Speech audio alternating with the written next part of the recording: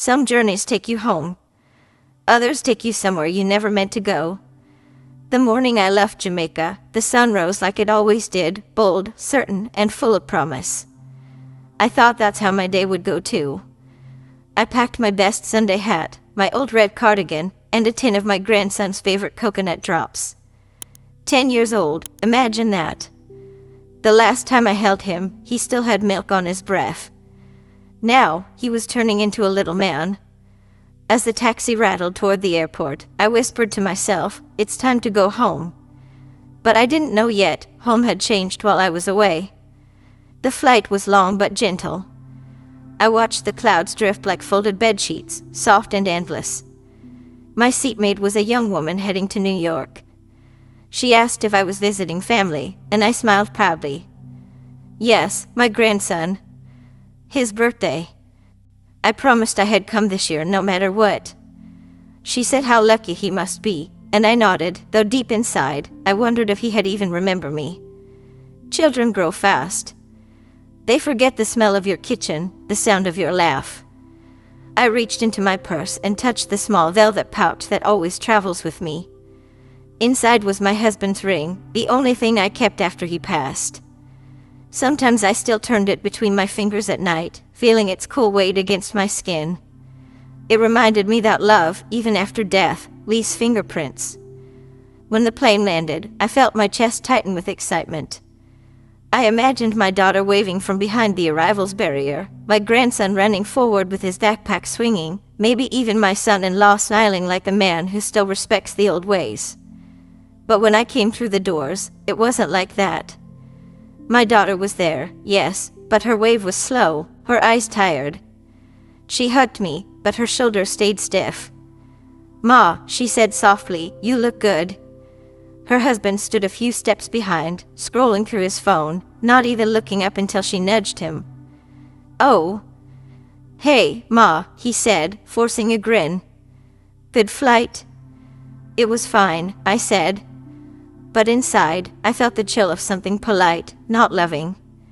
Family is like soup, you know when it's gone cold. As we walked to the car, I tried to brush it off.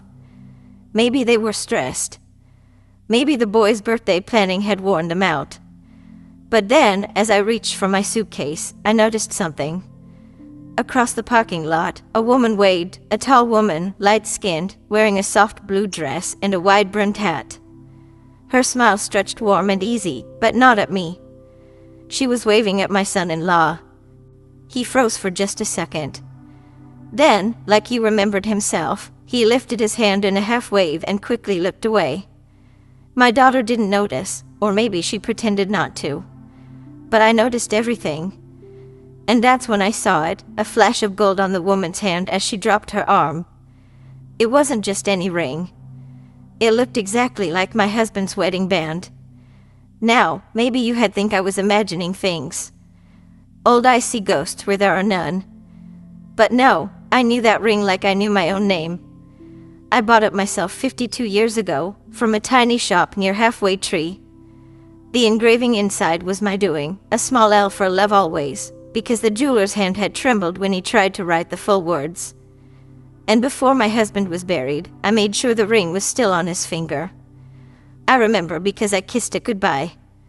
So why was it now gleaming on another woman's hand, here, thousands of miles away, under the harsh light of an American parking lot? The ride from the airport was quiet. My daughter talked about the weather, the boys' school, the new grocery store near their house, but her words floated past me like static. All I could see was that woman's ring catching the sun. When we reached the house, I stepped out of the car and smelled something new. Lavender candles, strong perfume, not the scent of home. Inside, the furniture had changed. My photo with my husband, once on the living room table, was gone. "Where is the picture?" I asked softly. "Oh, I put some things away when we redecorated," my daughter said too quickly. "Didn't want it to get dusty." I smiled to keep the peace, but my stomach twisted. Something wasn't just dusty, it was buried. That evening, my grandson ran into my arms, and the world melted for a while.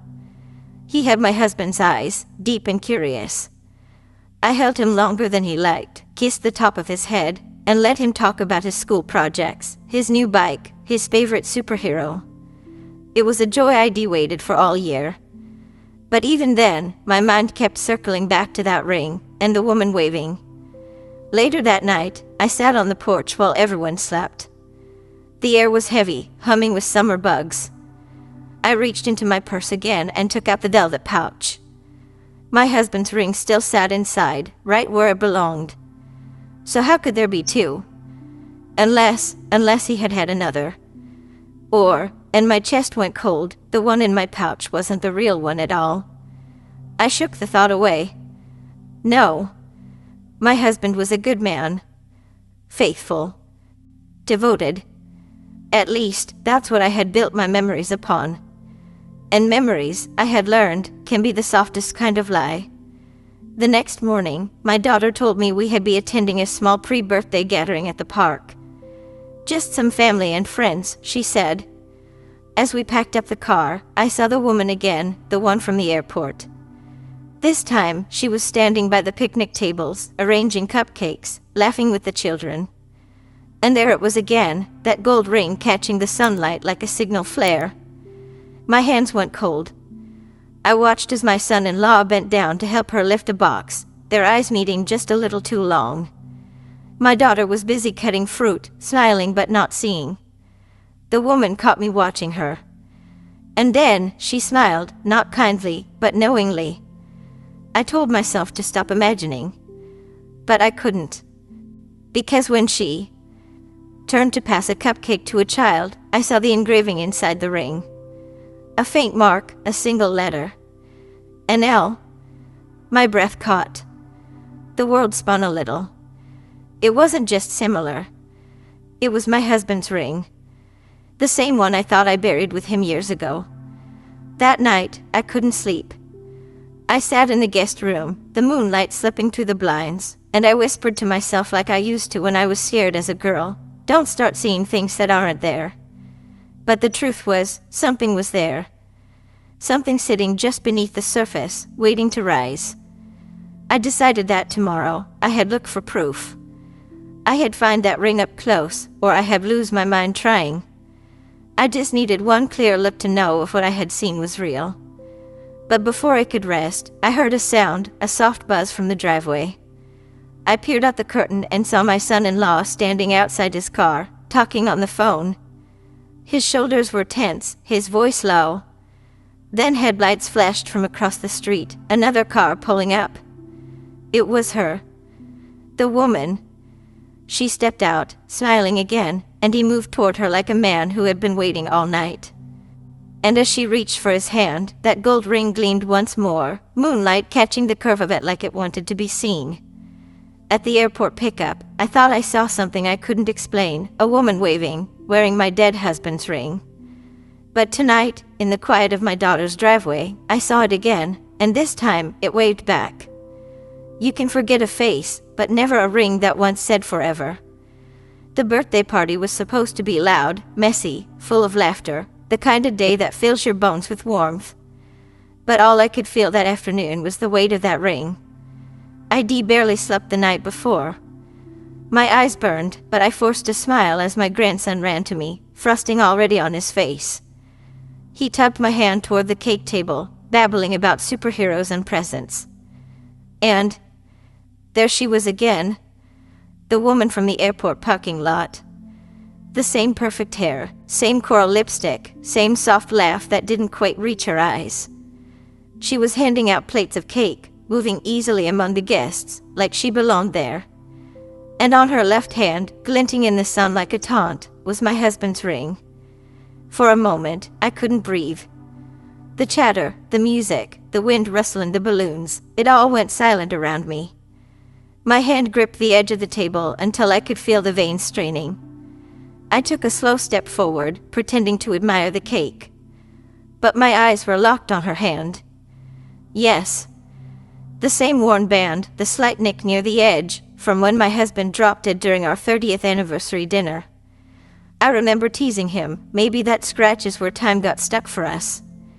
And inside that ring, though I couldn't see it from here, I knew there was an engraving. Love always. Only 2 people in this world were supposed to know about that. Me. And him. And now her. Ma. I blinked. My daughter was beside me, smiling for photos, whispering, "Come, stand with us." I forced my mouth to curve. "Yes, baby. Coming." I stood beside her, my hand on her back, and looked at the man she married, my son-in-law. He was laughing, his arm around her waist, his eyes never fully on her. Every now and then, I saw him glance toward the woman in the blue dress. And every time he did, the gold on her finger caught the light like a signal flare. Later, when the candles were blown and the laughter faded into tired chatter, I found a moment alone near the punch table. The woman approached me then.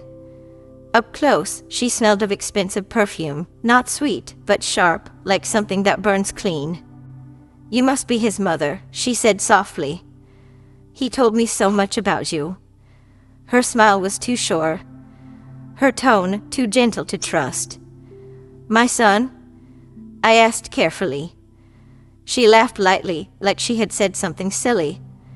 "Oh, I mean your son-in-law. Such a kind man. Always helping everyone. I owe him a lot."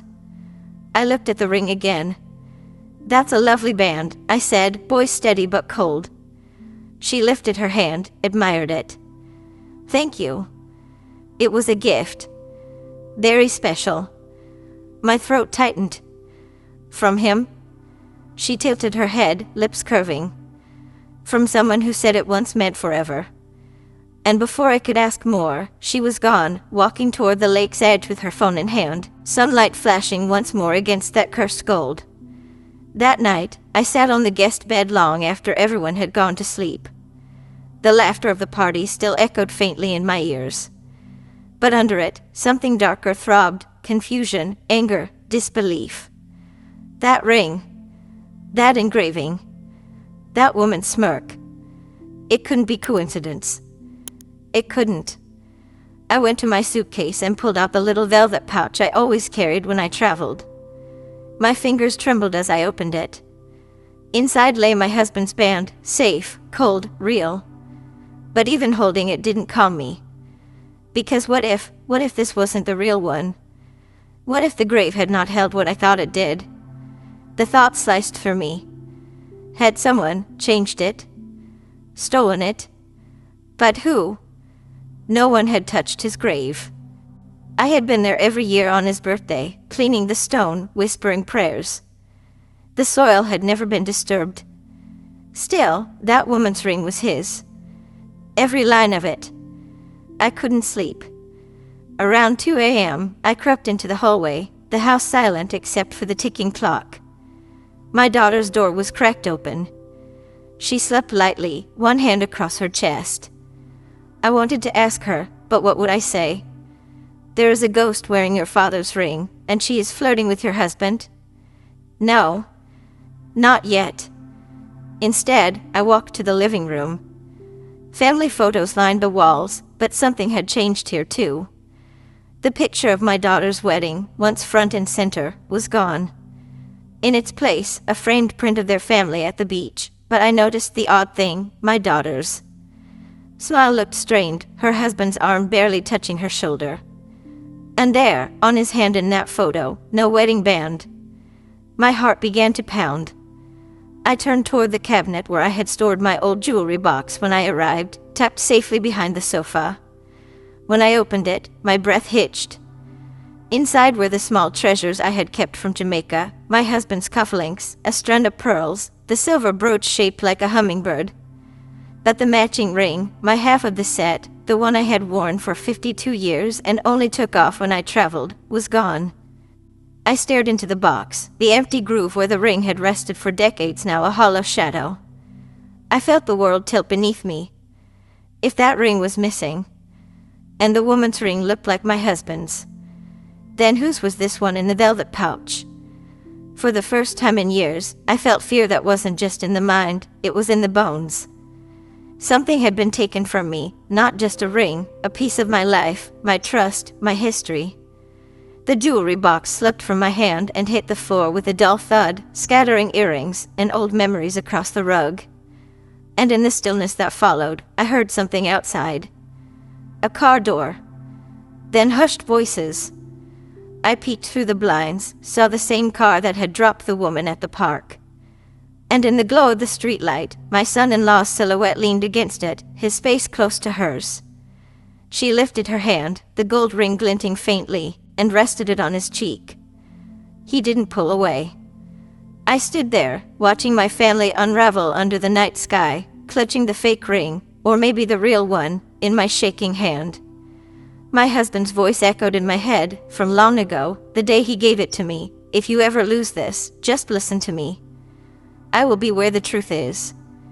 So maybe that's what I had to do now, listen. Because truth was whispering, and it was wearing gold. That night, I opened my old jewelry box and saw the empty space where my ring had always been. The matching band to my husband's, gone, which meant the ring on that other woman's hand wasn't a coincidence. It was a message. Some ghosts were white. Some just smiled too easily. When I saw her again, the woman in white, she stood by the backyard table as if she owned the sunlight. Her laughter rippled through the air, soft and confident, the kind that makes people turn their heads. For a split second, I thought she looked familiar, like someone from an old photograph left too long in the sun. Graceful, delicate, the kind of woman who hides her thorns behind perfume. But then I saw it. The ring. My husband's ring. The same gold band I had slipped onto Samuel's finger before they closed the coffin.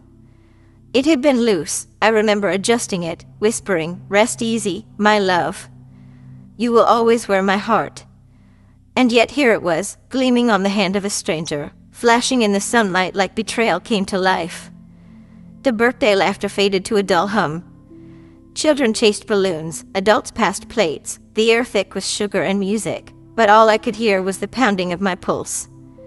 I walked toward her slowly, each step deliberate, like approaching a mirror that might tell the truth. She turned before I could speak, smiling like she had been expecting me. "Oh, you must be Mama Lorna," she said brightly, voice smooth and sweet, practiced to the edge of perfection. "I have heard so much about you. Your daughter talks about you all the time." I studied her, the white dress pressed crisp, the pearl earrings catching light, her lipstick drawn with care. And on her left hand, that gold band winked at me like it knew I'd come for it. "Yes," I said softly. "And you are?" "Claudia," she replied, letting my name linger in her mouth like sugar melting slowly. "A friend of the family. I helped with the arrangements after your husband passed." My heart stumbled. "Arrangements?" I repeated. She said it like she was talking about dinner plans, not the day I buried half my soul. "Yes," she said lightly, brushing a strand of hair from her face. "Your daughter was overwhelmed. There was paperwork, transport, flowers. I just helped where I could." Her voice was steady, but her eyes were rehearsed, the kind that told half-truths because the whole one would burn. I nodded politely. "That's very kind of you. Not many people do such things for someone they barely know." Her smile deepened. "Oh, I didn't barely know him. Mr. Lorna, I mean, Samuel, he was such a charming man." My stomach twisted. Nobody called him Mr. Lorna. Nobody but me. A silly nickname between us, half teasing, half claiming him as mine.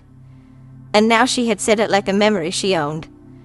I steadied my breath. "You said you helped with the burial?" "Yes," she said quickly. The church arrangements. I was there at the gravesite." The word hit me like ice water. Gravesite. But Samuel had been cremated. He had made me promise. He wanted his ashes scattered by the sea in Port Antonio. The earth kept me long enough, he had said. So how would she know about a gravesite? She noticed my silence and laughed, nervous now. "Oh, I mean the service. You know how emotional things get." I must have mixed it up. But her eyes betrayed her. Wide. Searching. waiting for me to nod and forgive her slip. I smiled instead, calm but cutting. Of course. Funerals blur together. Inside, I felt the first crack of something I had never wanted to feel again, doubt. I walked back to the kitchen, pretending to fetch more juice. My daughter's laughter floated from the garden, my grandson's voice high and innocent. But in my mind, everything was fogged with questions. How did Claudia know about the ring? About the burial? About Samuel in ways only families should? And why, when I spoke my husband's name, did my daughter's face tighten, just slightly, but enough to see? That night, the air hung. Thick, the kind that presses against your chest like a warning. I sat by the window, looking out at the dark garden. The wind moved through the trees, slow and secretive. Then, through the glass, I saw her. Claudia. She was by her car, talking to my son-in-law. Their voices were low, their shapes half lit by the porch light. He leaned close, too close. She smiled up at him, her white dress glowing in the dark like a ghost that didn't bother to hide. And when she touched his face, the gold band caught the moonlight. That ring. Always that ring. I closed my eyes, whispering to myself, maybe it's nothing. Maybe it's grief. Maybe, but then I saw my reflection in the window, and for a moment, I didn't see myself at all. I saw him. Samuel. Standing just behind my shoulder in the glass, not clearly, not fully, but enough. His eyes looked the way they did when he wanted to tell me something but couldn't find the words. And in the stillness, I heard it. Faint, like a breath against my ear. Don't let them bury the truth, Lorna. The whisper curled through me like smoke. I turned, hard hammering, but of course the room was empty. Only moonlight and shadows. Only memory. But memory doesn't lie, not when it sounds that alive. The next morning, Claudia was gone before sunrise. Her car wasn't in the driveway. Her perfume still lingered in the hall, sharp and citrusy, the kind that refuses to fade. At breakfast, my daughter avoided my eyes. My son-in-law sipped his coffee too quickly. The silence between them was its own confession. And when my grandson asked, "Grandma, why are you sad?" I smiled and said, just remembering someone I used to know. Because I was. Remembering the man who had worn that ring first, and wondering what kind of woman would wear it now. That evening, I went to my room and opened the small velvet pouch I had brought from Jamaica. Samuel's ring still sat inside, or at least, a ring. I turned it under the lamp, watching. The engraving glint, L, love always. But now, I wasn't sure whose love, or whose always, it had belonged to. She slept, mentioned a burial that never happened. And that's when I realized the woman in white wasn't just wearing my husband's ring. She was wearing a secret that had been buried long before he died. Truth doesn't hide in graves, it hides in drawers. It was the third night since the party, and the house still didn't feel right. Laughter floated faintly down the hallway from my grandson's room, light, quick, and innocent, but beneath it, silence had settled like dust. That kind of silence that hums with secrets. My daughter had gone to bed early. My son-in-law had not come home yet. The clock ticked loud enough to make the walls seem alive. So I sat alone in the guest room, Samuel's photo in my lap, the ring heavy in my palm, burning through my thoughts like a brand. I whispered into the half-dark, "Samuel, if you are still with me, just give me a sign. Tell me I am not losing my mind." The night didn't answer. Not with wind. Not with creaks. But then, something fell. A dull thud from the dresser drawer by the window. I froze. My pulse quickened in my neck. I waited 1 second, 2, before I stood up. Half expecting a loose book, I crossed the floor and found the drawer slightly open, just enough for a whisper of air to slip through. Inside, under folded towels and leftover birthday wrapping paper, was a small wooden box. Old. Scratched. The kind of box a man would use to keep cufflinks or love notes. I lifted it out carefully, like it might crumble. On the lid, faintly carved, were 2 letters, S and L, Samuel and Lorna. My breath caught in my chest. I sat on the edge of the bed, turning the box in my hands. It wasn't just wood, it was memory. And when I opened it, the scent of old paper and faint cologne rose like ghosts from a grave. Inside were letters. Dozens of them. All in his handwriting. I knew that. Script anywhere, the way his S looped like a dancer's leg, the way he pressed too hard on the TS, the faint right slant that always made his words lean toward me. But something was wrong. The first envelope was dated 3 months after his death. Postmarked, stamped, and sent, like a man still walking this earth. My hands trembled as I tore it open. My dearest Lorna, I don't know how to explain this without hurting you, but I couldn't stay. I thought I could live 2 lives, but I was wrong. Please tell her I couldn't choose between you. I blinked. Tell her? Who was her? I read it again, tracing the words like proof. The ink was smudged near the corner, the same place where his thumb would rest when he wrote. It was him. But this wasn't written by a man facing death. This was written by a man running from something. I opened another letter. Then another. Each one dated weeks apart, each one a slow unraveling. He wrote about regret, about wanting to come home, about a woman named Claudia, the one who helped me when I fell apart. She reminded me of you, Lorna, only younger and less afraid to laugh. He said she made him feel seen again. He said she understood what lonely in a marriage felt like. Each sentence dug deeper, carving a hollow in my chest. And at the bottom of the stack, one last envelope, slightly torn, sealed with trembling tape. I didn't even breathe as I opened it. Inside was the shortest letter of them all. I didn't die, Lorna. I ran. If you ever find these, know I loved you both, but love made a fool of me. The page trembled in my hands. I read it again. And again. The ink blurred with tears. Then my eyes fell on the bottom corner, the postmark, Montego Bay Post Office. 6 months ago.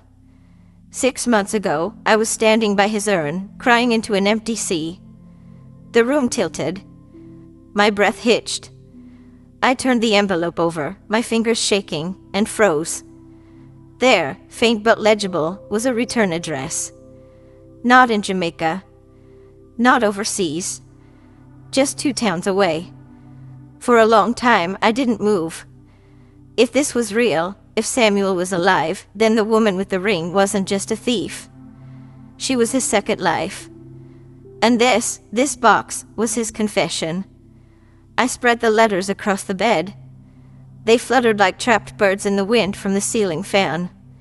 Each one smelled faintly of him, sandalwood and guilt. Each one felt like a heartbeat returning after being gone too long. I read them in order, from the first to the last, tracing the slow collapse of a man who couldn't decide who he was.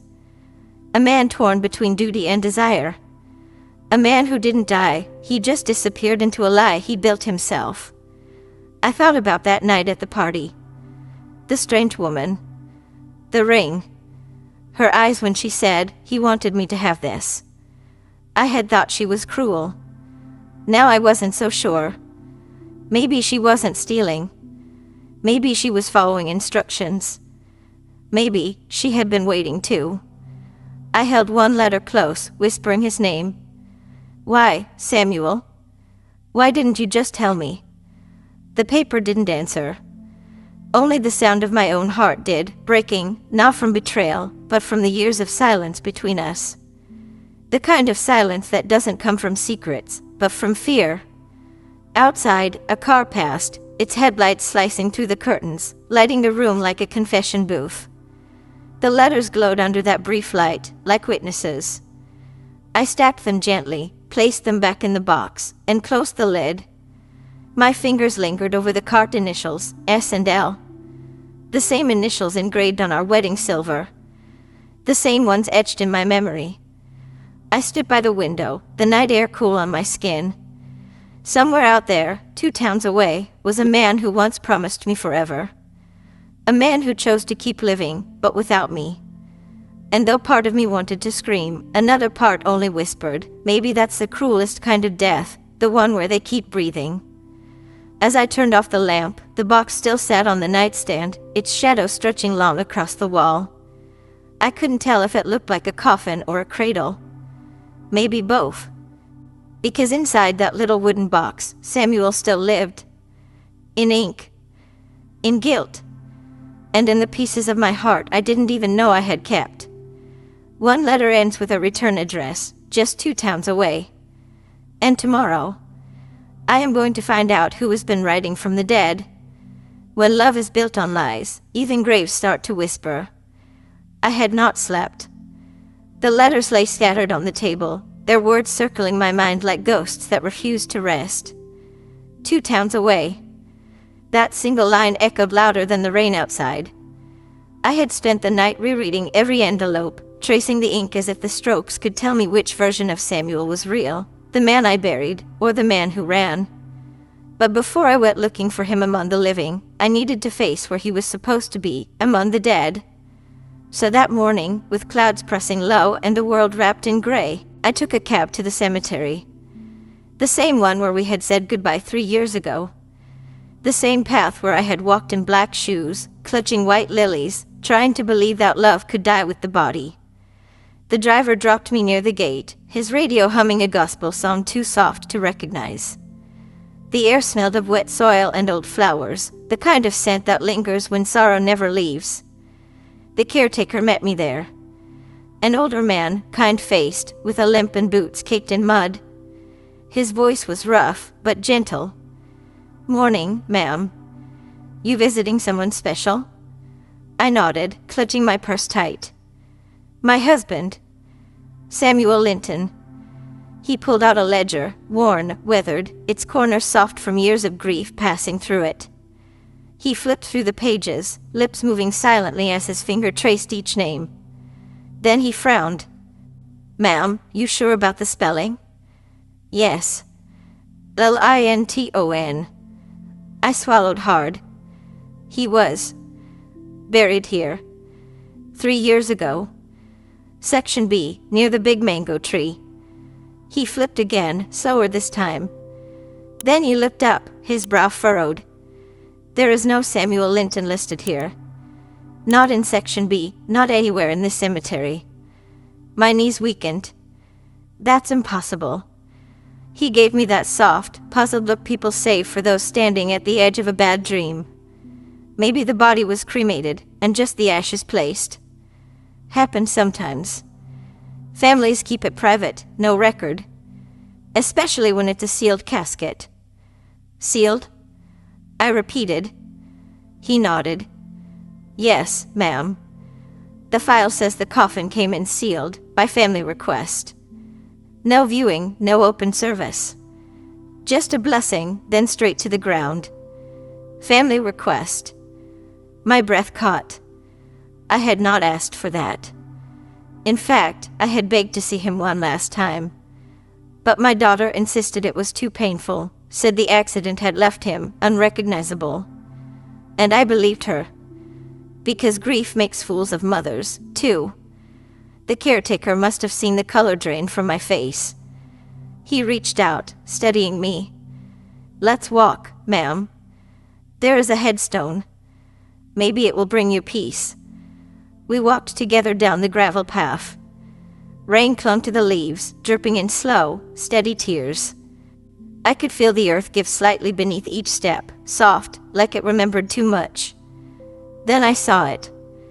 The stone stood small beneath the great mango tree, its branches heavy with fruit and memories. Simple marble. No flowers. No offerings. Just a lonely inscription, "Samuel Linton, beloved husband and father." Gone too soon. I knelt beside it, my hands trembling as they touched the cold stone. The engraving looked shallow, almost hurried. And for the first time, I noticed there was no date of birth. Only the day of death. Who forgets to carve a life? I brushed away the dirt, my fingers tracing each letter as if I could feel his pulse through the stone. The wind whispered through the mango leaves, carrying the faint scent of sweetness and decay. I closed my eyes. Did you fake it, Samuel? Did you really leave me twice? My voice cracked, swallowed by the quiet.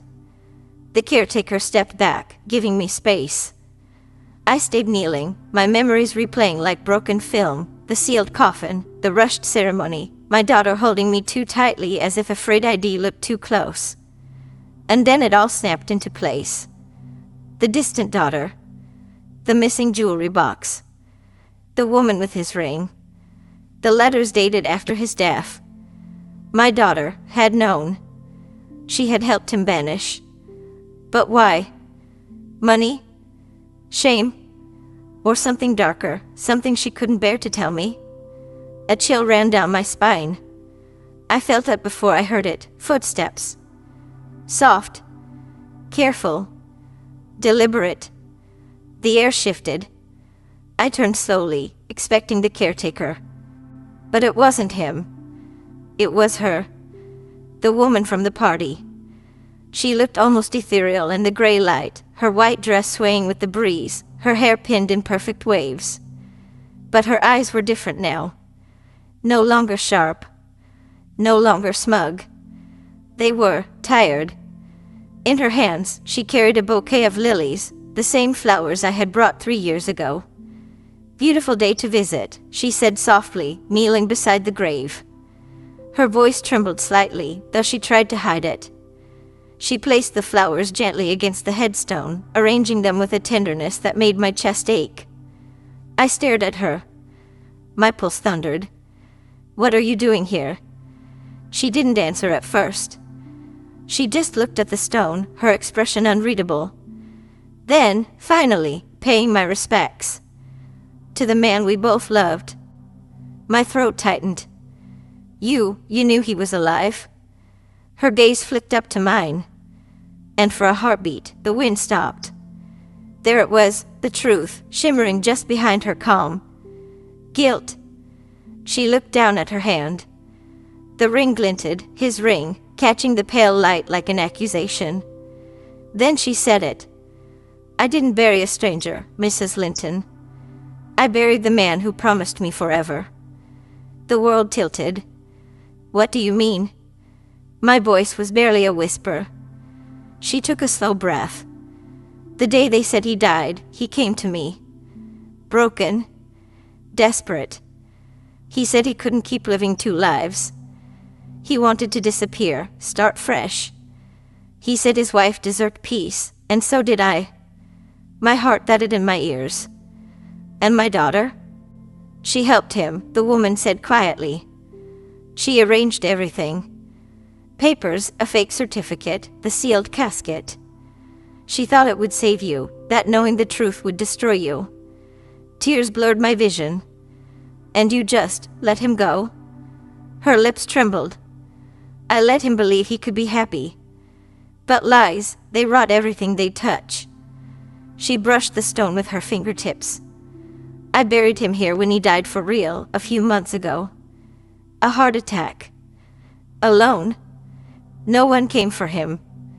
The world blurred around me, gray sky, wet earth, all spinning into one unbearable truth. Samuel had died. Just not when they said.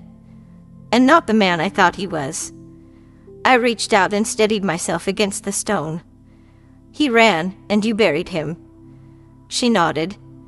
"He told me to give you this." From her purse, she pulled a folded note, yellowed, creased, and sealed with tape. My fingers shook as I took it. Inside, in his familiar looping hand, were 5 words, "Tell her I never stopped." No name. No apology. Just a ghost's confession. I looked up. But the woman had already turned to leave, her white dress disappearing among the headstones. I wanted to call after her, to ask more, to scream, but no sound came out. Only the wind answered, rustling the lilies between us. I stared down at the letter, tears smudging the ink. And for the first time, I realized something strange. His handwriting, it was weaker. Faded. Like the hand of a man already halfway gone. Maybe that was his final mercy, leaving the truth behind before the grave could steal it. The clouds opened above me, and rain began to fall, soft at first, then steady, washing the dust from the marble. It ran over the carved words until they blurred, until his name looked almost erased. I let it, because maybe some truths deserve to wash away. I hears footsteps, and turns to see the woman with the ring standing behind me, holding flowers. And now, the grate itself has started to talk. Some love stories end. Others just pretend to die. For 2 nights, I didn't sleep. Not because of nightmares, but because of memories. Every time I closed my eyes, I saw his face. Not as a ghost, but as a man who had fooled death, and me, long before the grate ever did. The woman in white had not stayed long at the cemetery.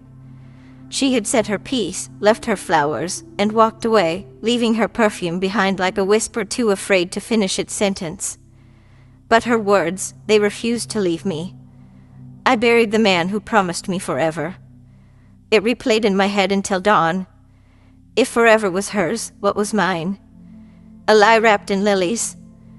I needed answers. Not whispers. Not pity. The truth. And there was only one person who owed me that, my daughter.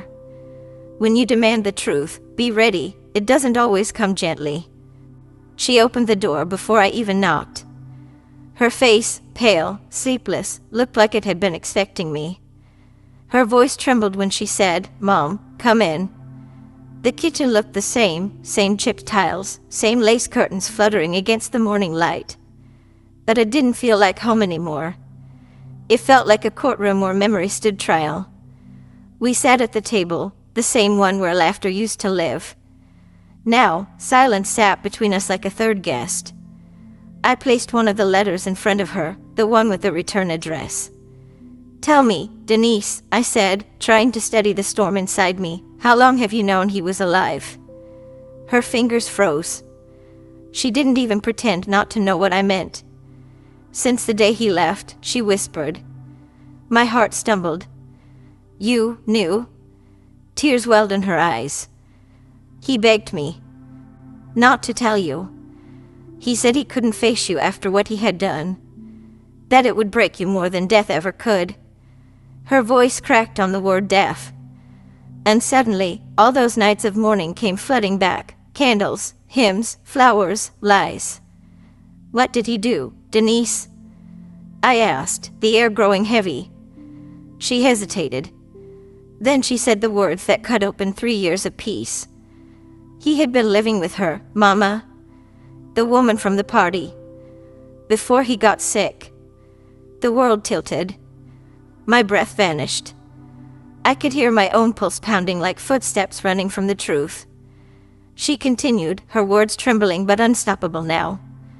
"When he was diagnosed, he wanted to come home, to you.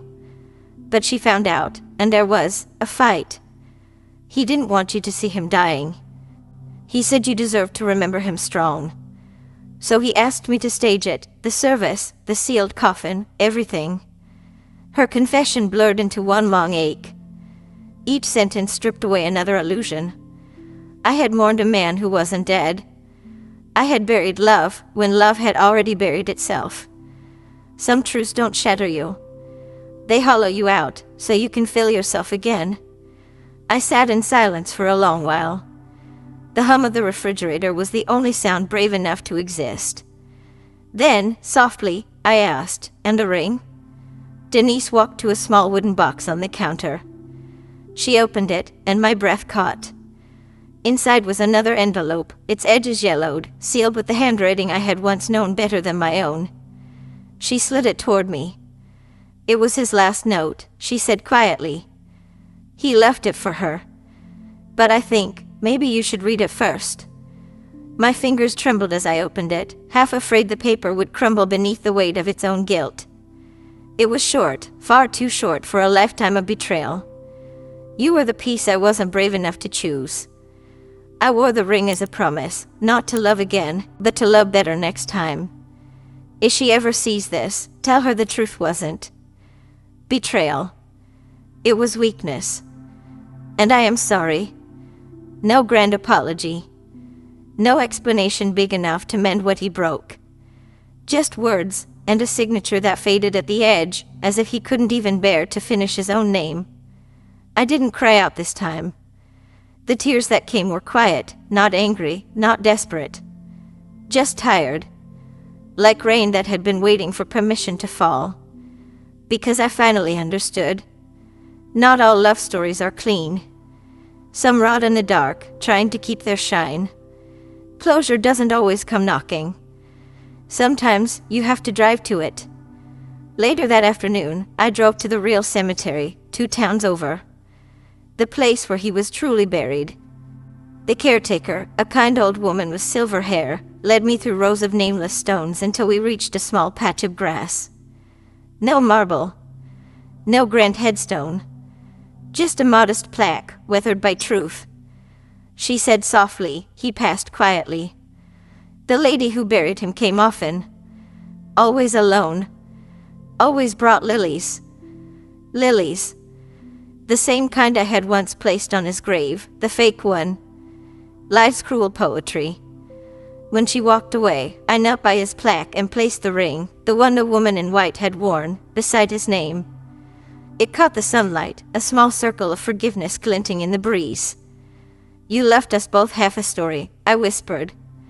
But I suppose half the truth is better than none. The wind picked up, rustling the grass. And in that sound, I didn't hear betrayal anymore. I heard release. Like the world itself was sighing with me. As I walked back to the car, I crossed the small bridge that overlooked the town's river, the same bridge we had once driven across after our wedding, windows down, music loud, hands intertwined. Now I walked it alone. The wind carried echoes of laughter that weren't really there. Halfway across, I stopped. I pulled the letter from my coat and looked down at it one last time. The ink was already smudging, time doing its quiet work. I forgive you, I whispered. Not because he deserved it, but because I did. Then I let it go. The paper floated down into the water, twirling, shimmering, vanishing, like the ending of a story that had finally learned where to stop. Forgiveness isn't for the dead. It's for the living who still dream. When I came home, my grandson came running, small arms, big smile. He hugged my legs and asked, "Grandma, did you find what you were looking for?" I smiled, brushing his curls back. "Something like that, baby." He frowned. "You look sad." I knelt down and took his hands in mine. Sad and peace can live in the same heart, child. It just takes time. He didn't understand. But one day, when he learns about love, he will. That night, as I tucked him into bed, I whispered softly, "Forgive the grown-ups, child. We sometimes forget how to love clean."